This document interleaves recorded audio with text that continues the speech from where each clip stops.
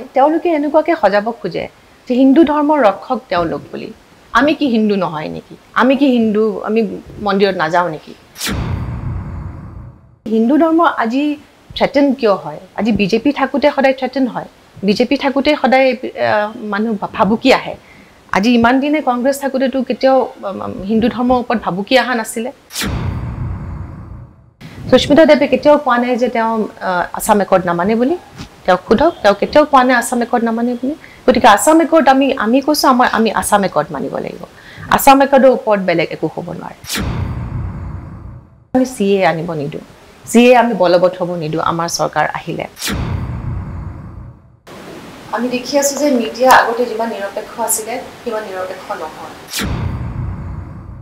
Congress Sarkar banale chief minister could hobo. You don't have a chief minister face.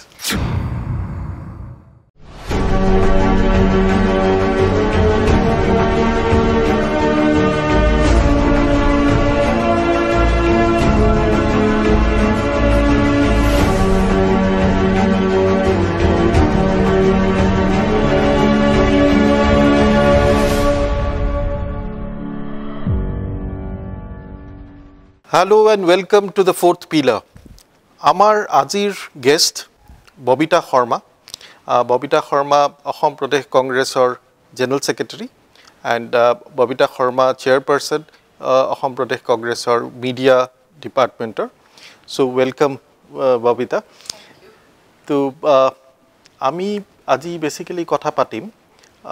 on Assam elections. So, Assam election or jikhini মানে opinion poll সমীক্ষা আমি পাই আছো তাতে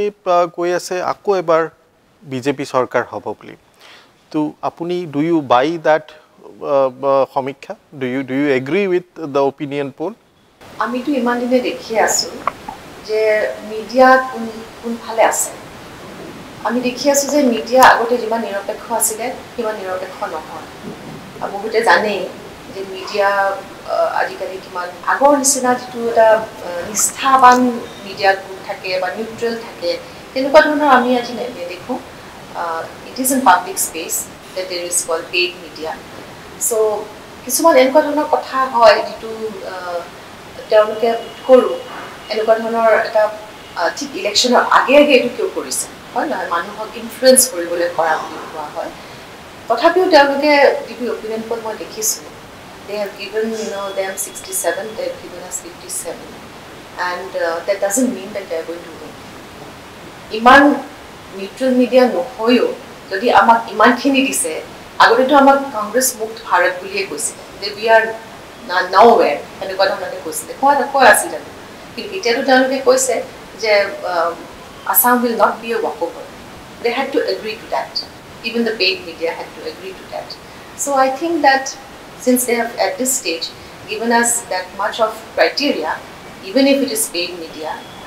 alleged paid media, I think that there's still to come and we will form government. 2016 চনত 30.9% vote পাই কংগ্ৰেছে মাত্ৰ 26 খন সিট জিকিব পাৰিছিল এইবাৰ আপোনালোকে কংগ্ৰেছ ইন্ডিভিজুৱেলি কিমান সিট জিকিব বুলি আশা কৰিছে ফৰগেট দ্য অপিনিয়ন পোল আমাৰ আজি আমি দেখিছো কংগ্ৰেছৰ টিকেটৰ কাৰণে কিমান হাহাকাৰ হৈছে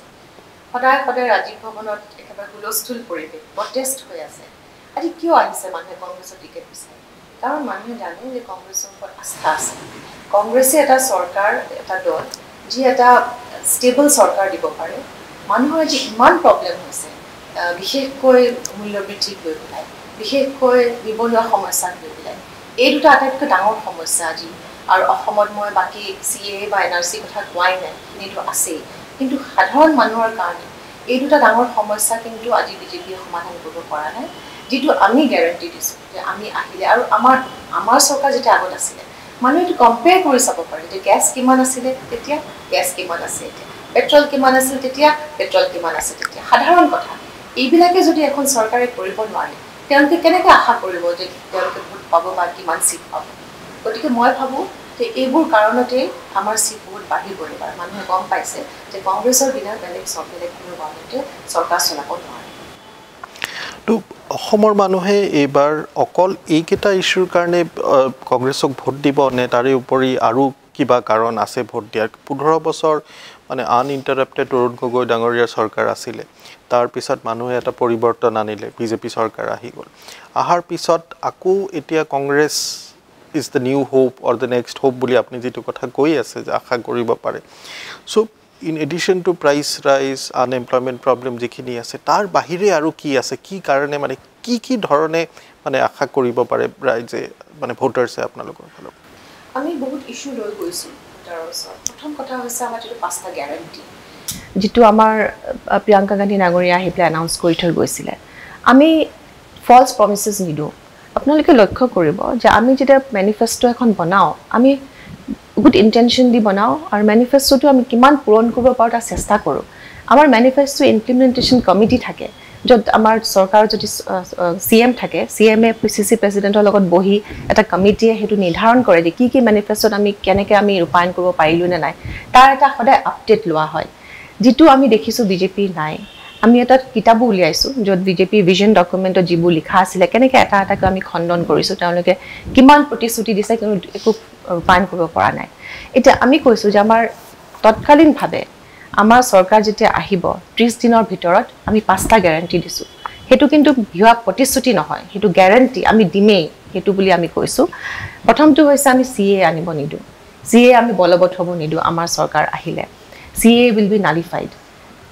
দ্বিতীয়টো হৈছে আমি কৈছো যে টি গাৰ্ডেনত যিখিনি আমাৰ টি ওয়াৰ্কাৰ্স আছে তেখেতসকলৰ যেটো মজুৰি হেতু আমি 365 ডেইলি মজুৰি কৰিম যেটো বিজেপিয়ে 351 কৰিম বুলি কৈছিল আৰু ৰাহুল গান্ধী ডাঙৰীয়া যেতিয়া শিৱসাগৰ আহিছিল তেতিয়া তেওঁ যেতিয়া এনাউন্স কৰিলে যে আমি 365 কৰিম সেই প্ৰেছাৰ দেখি পেলাই বিজেপিয়ে 50 টকা বঢ়াই দিলে আৰু 217 কৰিলে কিন্তু তেওঁলোকে তো 351 কৰিব নোৱাৰিলে যেটো তেওঁলোকে প্ৰতিশ্ৰুতি দিছিল কিন্তু আমি কৈছো 30 দিনৰ ভিতৰতে আমাৰ চৰকাৰ গঠন হোৱাৰ 30 দিনৰ ভিতৰতে আমি 365 কৰিম হেতু আমাৰ গ্যাৰান্টি তৃতীয়টো হৈছে আমি কৈছো যিমান আমাৰ হাউসৱাইফ আছে হাউসৱাইফ সকলক আমি 2000 টকা মাহিলি দিম তেওঁলোকৰ ৰেকগনিশ্যনৰ কাৰণে ইট ইজ নট চ্যাৰিটি তেওঁলোকে যে কাম কৰিছে তেওঁলোকে যে হোম মেকাৰ হিচাপে যিখিনি তেওঁলোকে অৱদান দিছে এখন ঘৰখনক তাৰ কাৰণে আমি 2000 টকা দিম তাৰ পিছত আমি কৈছো যে আমাৰ ইলেক্ট্ৰিচিটি যেটো আছে 200 ইউনিটত আমি হেতু ৰেহাই দিম আৰু আটাইতকৈ ডাঙৰ কথা হৈছে আমি কৈছো যে আনএমপ্লয়মেন্ট প্ৰবলেমটো আজি যিমানখিনি আমাৰ আজি অসমতে গোটেই ভাৰতবৰ্ষতে হৈছে অসমত এনেকুৱা বহুত আমাৰ চৰকাৰত এনেকুৱা বহুত চাকৰি আছে যিবোৰ এতিয়াও ফিল আপ হোৱা নাই গতিকে আমি দেখিছো যে আমি চৰকাৰী চাকৰিতে 5 লাখকৈ আমি দিব পাৰিম নিবনুৱা সমস্যা সমাধান কৰিবৰ কাৰণে তাৰ উপৰি যিমানবোৰ আমাৰ প্ৰাইভেট সেক্টৰ আছে বা এন্টাৰপ্ৰেনিয়ৰশিপ যিখিনি আছে হেবুটো হবই তাৰ বিনিময়টো তাৰ উপৰিও আমি 5 লাখ যেটো গ্যাৰান্টিড চাকৰি আমি দিম বুলি আমি গ্যাৰান্টি কৰিছো গতিকে এনেকুৱা গ্যাৰান্টি কিন্তু কোনো দিব নোৱাৰে আৰু উইদিন 30 ডেজ আমি হেতু কৰিমে আৰু হে কাউন্টডাউন টু কালি আমাৰ এটা ডাঙৰ ইভেন্ট এটা হৈছিল যেটো আমি এটা ডাঙৰ এলইডি লগাইছো তাতে প্ৰত্যেক দিনা মা প্ৰত্যেক দিন মিনিট আৱাৰ্স আমি তাত কাউন্টডাউন কৰি আছো যে যেতিয়া ভোট হ'ব ৰাইজে যেতিয়া ভোট দিব সেই দিনাৰ পৰাই মানে ৰাইজে যাতে হেতু কাউন্টডাউন টু চাই যে আমি গ্যাৰান্টি যিখিনি দিছো সেই গ্যাৰান্টিখিনি যাতে পায় তাৰ কাৰণে যেটো কাউন্টডাউন এতিয়া আৰম্ভ হৈছে হেতু ষ্টাৰ্ট হৈছে যোৱাকালিৰ পৰা Citizenship Amendment Act অসমীয়া মানুহৰ কাৰণে এটা ডাঙৰ এটা ইস্যু পলিটিক্যাল ইস্যু এতিয়া কংগ্ৰেছে ব্ৰহ্মপুত্ৰ ভ্যালিত কৈ আছে যে এটো টোটালি স্ক্ৰ্যাপ কৰা হ'ব বুলি কিন্তু বৰাক ভ্যালিৰ কিছুমান নেতাই কংগ্ৰেছৰ নেতা স্পেশালি সুস্মিতা দেৱ নিবিচাৰে যে কাটো বাতিল হওক বা স্ক্ৰ্যাপ কৰা হওক to hetu mane two values two policies wa kiba karon no that is actually a rumor that is being spread around apnalike jane je ka har agote amar ki asil assam accord ki likha ase 1971 is the cut off year 1971 cut off year was accepted by everybody Barak Valley and Brahmaputra Valley so why do we need ka at all ka khon ani manuhor majot bibhajon kyo srishti koribo lage যেটো মানুহে আজি ইমান বছৰ আন্দোলন এটা হল তাৰ সমাধান হল 71 সবে একসেপ্ট কৰিলে তাৰ পিছত আকৌ কাখন উলাই পেলাই তেওঁলোকে বিভাজনৰ সৃষ্টি কৰিলে বৰাক ভ্যালি ব্ৰহ্মপুত্ৰ ভ্যালি বুলি কৈ পেলাই এটা মানুহৰ মাজত এটা বিভ্ৰান্তি সৃষ্টি কৰিছে সুস্মিতা দেৱে কেতিয়াও কোৱা নাই যে তেওঁ আসাম একৰ্ড নামানে বুলি তেওঁ খুধক তেওঁ কেতিয়াও কোৱা নাই আসাম একৰ্ড নামানে বুলি গতিকে আসাম একৰ্ড আমি কৈছো আমি আসাম একৰ্ড মানিব লাগিব আসাম একৰ্ডৰ ওপৰত বেলেগ একো হ'ব নোৱাৰে আজি গোটেই অসমে আসাম একৰ্ড মানিছে irrespective of religion we have said that we won't accept any illegal migrants গতিকে সেইটো তেওঁলোকে কিয় আজি মানুহৰ মাজত সেইটো কিয় জাপি দিছে কিয় জাপি দিছে যেতিয়া মানুহে বিচৰা নাই বাৰাক ভেলী খুধক আপুনি আমি যেতিয়া গামুচা যেটো লঞ্চ কৰিছিলো মেমৰিয়েলৰ কাৰণে গামুচা সংগ্ৰহ কৰিছো we don't want কা বুলি প্লাই তে আপাৰ আসামত আপোনালোকে দেখিব যিমান বেংগলী মানুহ আছে তাতে তেওঁলোকেও সাইন কৰিছে আমাক কা নালাগে বুলি কাৰণ তেওঁলোক ইন্ডিজিনাস বেংগলী যিমান ইন্ডিজিনাস বেংগলী আছে আমাৰ ইয়াত পুৰণা বেংগলী আছে they will not also not accept CAA that is very clear এতিয়া ধৰক ইলেকশ্যনৰ পিছত আপুনি ক্লেইম কৰিছে যে কংগ্ৰেছে আকৌ চৰকাৰ বনাব তো কংগ্ৰেছ চৰকাৰ বনালে চিফ মিনিষ্টাৰ কোন হ'ব you don't have a chief minister face we never have a chief minister face কংগ্ৰেছৰ আপুনি সবতে চাব whether it is outside of Assam or anywhere আমাৰ এটো পলিসি নহয় আমাৰ প্ৰাইম মিনিষ্টাৰ ফেসও নাথাকে এটো পিছত ডিসাইড কৰা হয় যে কোন হ'ব কোন নহব আৰু হেতু কংগ্ৰেছ লেজিসলেচাৰ পাৰ্টি ডিসাইড কৰে আৰু ঠিক তেনেকৈ হ'ব আমাৰ যিসকল নেতা আছে তেওঁলোকে ইউনাইটেডলি ফাইট কৰি আছে অসম বচাও আহক যেটো আমাৰ কেম্পেইন আপোনালোকে দেখিছে চাৰিওফালে আমাৰ প্ৰেসিডেন্ট ৰিপুন বৰা ডাঙৰীয়া ফালে গৈছে যদি সিএলপি লিডাৰ আনফালে গৈছে প্ৰদুত বৰদলৈ ডাঙৰীয়া ফালে গৈছে গৌৰৱ গগৈ গৈছে ৰকিবুল হুছেইন গৈছে সুস্মিতা দেৱ গৈছে so everybody is fighting unitedly and along with them a second rung of leaders are also moving around আমাৰ এটা ইউনাইটেড এটা ফোৰ্স লৈ আমি আগবাঢ়ি গৈছো চিফ মিনিষ্টাৰ কোন হ'ব এটো পিছৰ কথা আমাক লাগে যে এই যেটো সৰকাৰ আজি যেটো মিস ৰুল হৈছে ডিভিজন ইন সোসাইটি হৈছে তাৰ পৰা যাতে আমাৰ অসমবাসীক আমি ৰিলিফ দিব পাৰো তাৰ কাৰণে কংগ্ৰেছ সৰকাৰ আহিব লাগে যে আপোনালোকে কৈছে কা ইস্যুটো লৈ ডিভিজন ইন দ্য সোসাইটি হৈছে বৰাক ভেলী ব্ৰহ্মপুত্ৰ ভেলীৰ মাজত এটা বেয়া সম্পৰ্ক হোৱা মানে আপোনালোকে দেখিছে মানে what is Congress model to bridge it মানে হেতু সমস্যা কেনেকুৱা সমাধান কৰিব পাৰে মানে সমস্যা নাছিলে সমস্যা একেবাৰে নাই 1971 has been accepted গতিকে 1971 যদি একসেপ্ট কৰে হেতুই আমি বিচাৰো 1971 একসেপ্ট কৰক আৰু হেতু যদি মানুহে বিচাৰিছে গতিকে এইখিনি এটো জাপি দিয়া কোনো দৰকাৰে নাই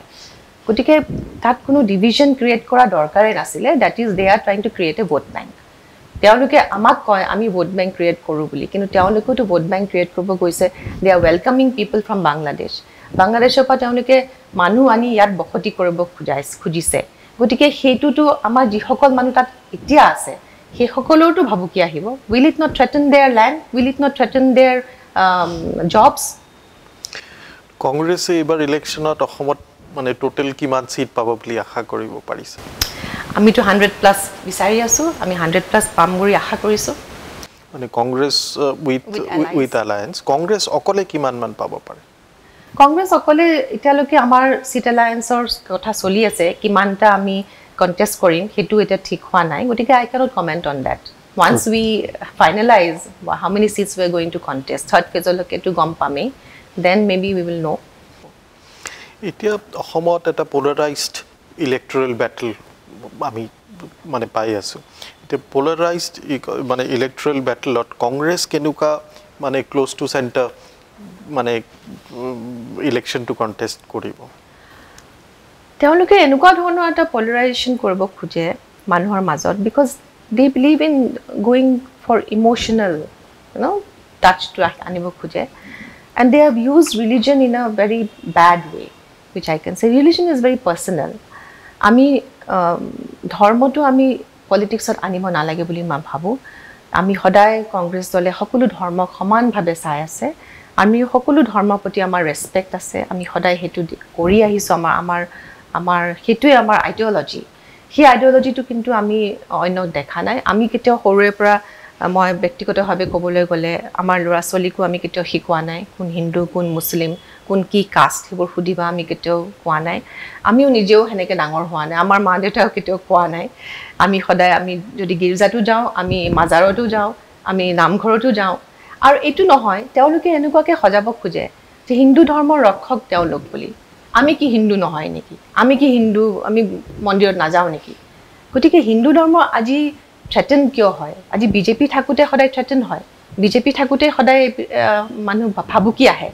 আজি ইমান দিনে কংগ্ৰেছ থাকুতে তো কেতিয়াও হিন্দু ধৰ্মৰ ওপৰত ভাবুকি আহা নাছিলে গতিকে তেওঁলোক আহাৰ লগে লগে আজি ইমান ভাবুকিবিলাক কিয় আহে গতিকে মানুহে ভাবি চাব লাগে যে তেওঁলোকে কেনেকৈ ধৰ্মক ইউজ কৰি আছে মানুহৰ মাজত সোমাবলৈ কাৰণে কিন্তু মানুহে এইটো বুজি চাব লাগে ধৰ্মটো মানুহৰ এটা ব্যক্তিগত কথা আচলতে চৰকাৰ এখনত তাত সোমোৱাৰ কোনো দৰকাৰ নাই চৰকাৰে এখন ভাল চৰকাৰ দিব লাগে যাৰ পৰা মানুহক তেওঁলোকে সাৰ্ভ কৰিব পাৰে যে মানুহৰ যিটো জীৱন সাধাৰণ জীৱন যাপন কৰিবলৈ তেওঁলোকে যাতে সুবিধাখিনি পায় আজি তেওঁলোকে যদি গেছৰ কথাই কওক বা কোনোবা অফিচ এটাত যায় অফিচ এটাত গৈ পেলাই যদি তেওঁলোকে লাইন পাতি থাকিব লাগে বা পইচা দিব লগা হয় কাৰোবাক কিবা এটা কাম কৰিব লাগে সেইবোৰ যাতে নহয় সেইবোৰহে চাব লাগে চৰকাৰ এখনে হয় নহয় ধৰ্মৰ ভিত্তিক মানুহৰ মাজত বিভাজন সৃষ্টি কৰিবতো নালাগে ওকে আৰু মাই লাষ্ট কুৱেশ্যন মানে লাষ্ট 5 বছৰ আপোনালোকে যেটো বিজেপি চৰকাৰ অপজিশনত থাকি আপোনালোকে চালে সো জেনাৰেলি আপোনালোকে বেয়া বুলিয়ে ক'ব গিভ মি 3 ৰিজনছ যেটো কাৰণে মানে বেয়া চৰকাৰ বুলি বিজেপি চৰকাৰক ক'ব প্ৰথম কথাটো হ'ল অকল ইয়াতে নহয় গোটেই ভাৰতবৰ্ষতে মই ভাবো বিজেপি এনেকুৱা এটা দল যে মানুহৰ মাজত বিভাজন সৃষ্টি কৰিছে এখন চৰকাৰৰ মানুহৰ মাজত বিভাজন সৃষ্টি কৰাৰ কোনো দায়িত্ব নহয় their main concern should be to govern not to create enemies between people but we have seen how they have made enemies between people they have made enemies of a certain community it is like when you've seen in Germany how they have made enemies of the Jews in similar manner they are trying to make enemies of a certain community so what kind of a government is that who tries to create differences between their own people that is the main reason why BJP is very dangerous for India and for Assam and Assam is mini India Assam has different communities of people living within itself so this kind of a division is the greatest disservice to the whole society I think which the BJP has unleashed upon the citizens of India which is very very dangerous for everybody for our children also for the future generation so that is why people should consciously vote when they give their vote that is the greatest right they have and they have to see that who they are voting for what they are voting for what kind of society they are voting for because the government also brings the kind of society you want the environment that you want হয় না নহয় environment to bhal hobole kane government ahe environment beya koribole kane government nahe so that is the most important thing I think then secondly I think that unemployment is a very big issue which is now affecting the youth of our country আমি দেখিছো যে ডিমনিটাইজেশনৰ সময়ৰ পৰাই এটো আৰম্ভ হৈছে মানুহৰ business down হৈ গৈছে especially small businesses they have been badly affected lot of people had lost their jobs on top of that when COVID came the sudden lockdown there was no planning they did not plan what to do sudden lockdown as you have seen how the migrant workers have been disarray হৈ গৈছে গোটেই ভাৰতবৰ্ষতে গতিকে সেইটো unemployment is one big problem which they have not been able to tackle price rise which they have not been able to tackle plus aru bahut ase etu to 3 buli konte moi ekitai kobo lagibo kintu aru bahut ase Guwahati buli kole Assam buli kole Guwahati aji smart city buli তেওঁলোকে ঘোষণা কৰিলে কিন্তু কি smart দেখিলো আমি আজি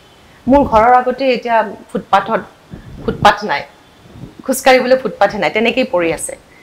আৰু আমাৰ ব্ৰহ্মপুত্ৰ নৈ বৈ আছে কিন্তু আমি পানী কিনি খাব লগা হৈছে যেটো আমাৰ ওয়াটাৰ প্ৰজেক্ট আছিল কংগ্ৰেছ গৱৰ্ণমেণ্টৰ সময়ত আৰম্ভ হৈছিল তেওঁলোকে কিয় আজিলৈকে সম্পূৰ্ণ কৰিব নোৱাৰিলে যেটো 2017 তে সম্পূৰ্ণ হোৱা কথা আছিল আমি যেটা সৰকাৰত আছিল আমি কৈছিলো 2017 ত আমি কমপ্লিট কৰিম তেওঁলোকে কৰিব লাগিছিল কাৰণ government is a continuous process কালি আমাৰ গৱৰ্ণমেণ্ট আছে আজি তেওঁৰ গৱৰ্ণমেণ্ট আছে তেওঁলোকে হেতু কৰিব লাগে নিয়ম মতে পাৰা নাই কিয় কিন্তু এনেকুৱা বহুত কথা আছে যেটো আমাৰ ৰাইজৰ ভালৰ কাৰণে একো কাম কৰা নাই বুলি মই ভাবো ঠিক আছে থ্যাংক ইউ ভেৰি মাচ আজি আমাৰ খুব ভাল লাগিল সো থ্যাংক ইউ ববিতা আমি কংগ্ৰেছৰ জেনাৰেল সেক্ৰেটাৰী ববিতা শৰ্মাৰ লগত কথা পাতিলো আমি ভৱিষ্যতে ইলেকশ্যনৰ আগত আৰু পাতিম আৰু it is going to be a very interesting election this year in Assam and we hope the best party wins. Thank you.